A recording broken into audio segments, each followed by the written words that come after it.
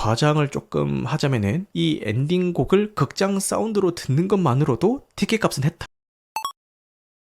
칸 영화제에서 심사위원 대상을 수상하며 큰 화제를 모았던 영화죠. 인도 출신 파얄 카파디아 감독의 우리가 빛이라 상상하는 모든 것을 감상을 했습니다. 인도 영화라고 하면은 신나는 음악과 함께 막 군무가 빠지지 않는 그런 이미지가 있잖아요. 실제로 많은 인도 영화들이 그래 왔죠. 인도 영화 중에 대중적으로 가장 많은 사랑을 받은 세월간이 같은 경우도 군무 장면은 어김없이 등장합니다. 그래서 이 영화를 보기 시작했을 때 이건 도저히 군무가 나올 분위기가 아닌데 대체 어디서 어떻게 군무를 집어넣은 거지? 라는 묘한 이 긴장감을 가지고 봤는데 다행히 영화의 주제와 분위기에 맞게 군무는 나오지 않더라고요. 그래서 보실 분들은 안심하셔도 됩니다. 이 제목부터가 참 시적이잖아요. 우리가 빛이라 상상하는 모든 것.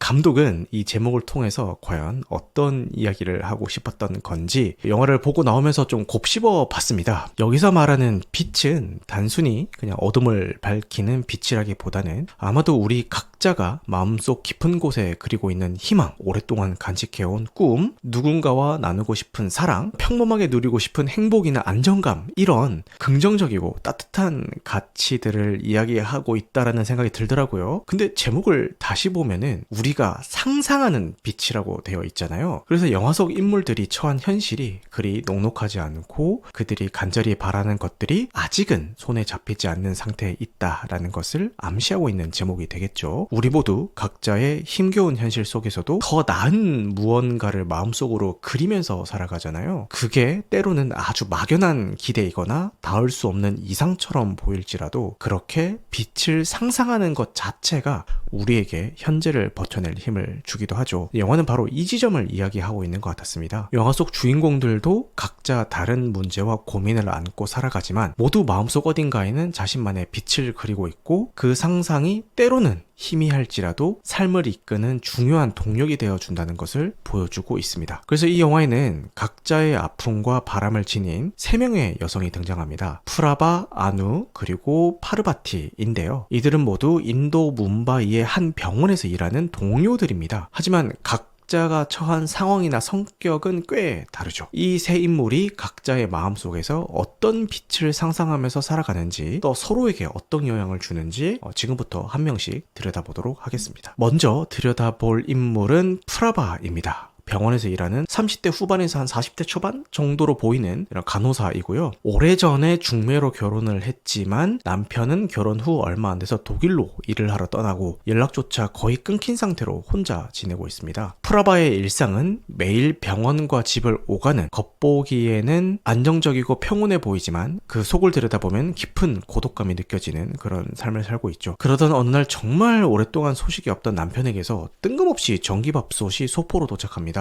이 예상치 못한 선물은 프라바를 기쁘게 하기보다는 오히려 더 깊은 혼란에 빠뜨리게 됩니다. 이게 대체 무슨 의미지? 이제 와서 왜 이런 걸 보내는 거지? 이게 뭐 돌아오겠다는 신호인가? 아니면은 정말 마지막이라는 뜻인가? 이런 온갖 생각들이 머릿속을 복잡하게 만들고 그동안 꾹꾹 눌러왔던 감정들이 다시 꿈틀대기 시작하죠. 프라바가 마음속으로 간절히 상상해왔던 빛은 남편과의 관계 회복일 수도 있고 혹은 이 지긋지긋한 기다림과 정체된 상황에서 벗어나서 새로운 관계나 삶의 안정을 찾는 것일 수도 있습니다. 두 번째로 들여다볼 인물은 아누입니다. 프라바와 함께 사는 젊은 간호사인데요. 이 프라바와는 달리 아주 뜨거운 비밀 연애를 하고 있습니다. 근데 이 아누의 사랑은 사회적으로나 종교적으로 쉽게 용납받기 어려운 상황입니다. 아누는 힌두교도인데 연인인 시아즈는 무슬림이거든요. 이 인도 사회의 뿌리 깊은 종교적 갈등과 보수적인 가족들 분위기 속에서 이 둘의 사랑은 드러내놓고 할 수 없는 비밀로 해야 되는 관계가 되어버렸습니다. 그래서 이 두 사람은 사람들의 눈을 피해서 몰래 만나야 되고 단둘이 있을 수 있는 안전한 공간을 찾아 헤매야 됩니다. 사랑하는 마음은 너무나 뜨거운데 이 세상의 시선과 제약이 그들을 가로막고 있으니까 얼마나 답답하겠어요. 다른 평범한 연인들처럼 밝은 대낮에 손잡고 거리를 걷거나 아니면 가족들에게 당당하게 소개하는 그런 일상조차 아누에게는 아직 꿈같은 일입니다. 그래서 아누가 마음속으로 그리는 빛은 명확합니다. 어떤 제약이나 편견도 없이 연인과 자유롭고 당당하게 사랑하는 것. 함께 행복한 미래를 꿈꿀 수 있는 관계가 되는 거, 그게 빛이겠죠. 그래서 안우는 지금의 답답한 현실 속에서도 사랑하는 사람과의 행복한 순간들을 상상하면서 힘을 얻고 있는 겁니다. 마지막으로 들여다볼 인물은 파르바티입니다. 이 프라바와 안우의 병원 동료이자 아마도 선배뻘로 보이는 연세가 좀 있는 분인데요. 인생의 후반기에 예상치 못했던 큰 시련을 겪게 됩니다. 오랫동안 함께 살아온 남편을 먼저 떠나보는 슬픔도 아직 가시지가 않았는데 설상가상으로 이제는 수십 년간 정들었던 집에서조차 쫓겨날 상황에 처합니다. 살던 오래된 아파트가 도시 재개발 계획으로 인해서 철거될 예정인데 집이 남편 명의로 되어 있어서 법적으로 그 집을 지킬 권리가 마땅치 않은 상황이 된 거죠. 그래서 하루아침에 삶의 터전과 남편과의 추억이 깃든 소중한 공간을 모두 잃어버릴 처지에 놓인 겁니다. 파르바티가 상상하는 빛은 아마도 거창한 꿈이나 욕망이라기보다는 나이가 들었어도 가진 게 없어도 편하게 쉴 수 있는 작은 안식처일 겁니다. 이렇게 세 인물은 서로 다른 상처와 고민 그리고 빛을 가슴속에 품고 살아가고 있습니다. 처음에는 같은 병원에서 일하는 동료 혹은 같은 집에서 사는 룸메이트 정도의 관계였을 뿐이고 서로에게 막 그렇게까지 속마음을 터놓는 가까운 사이는 아니었던 것 같아요. 세대도 다르고 성격도 달라서 약간의 거리감이나 어색함도 느껴지죠. 하지만 이 서로의 아픔과 비밀을 조금씩 알아가게 되면서 이 세 명은 점차 서로에게 의지하고 손을 내밀기 시작합니다. 그러다가 세 사람은 뭄바이를 떠나 짧은 여행을 떠나게 되는데요. 목적지는 바닷가에 있는 조용한 시골 마을입니다. 삭막하고 숨막히는 도시를 잠시 벗어나서 각자에게 꼭 필요했던 휴식의 기회를 마련하게 되는 거죠. 그리고 이 여행에는 안우의 연인인 시아즈도 동행하게 됩니다. 늘 숨어서 만나야 했던 두 사람이 다른 사람들과 함께 여행을 떠나는 것만으로도 안우에게는 큰 위안과 해방감이 되겠죠. 서로의 상처를 보듬어주면서 끈끈한 연대의 힘이 그녀들 사이에 자리 잡게 됩니다. 이 영화의 매력은 음악과 영상미에 있습니다. 특히 영화의 마지막 엔딩 크레딧과 함께 흘러나오는 음악은 정말 이 영화의 백미입니다. 상영관에 어림잡아서 한 대여섯 분 정도 계셨는데 모두 이 노래는 다 듣고 퇴장을 하시더라고요. 저도 그랬고요. 쿠키 영상이 없는데도 단지 이 음악만을 듣기 위해서 계속 남아있었던 게 건축학개론이나 룩백,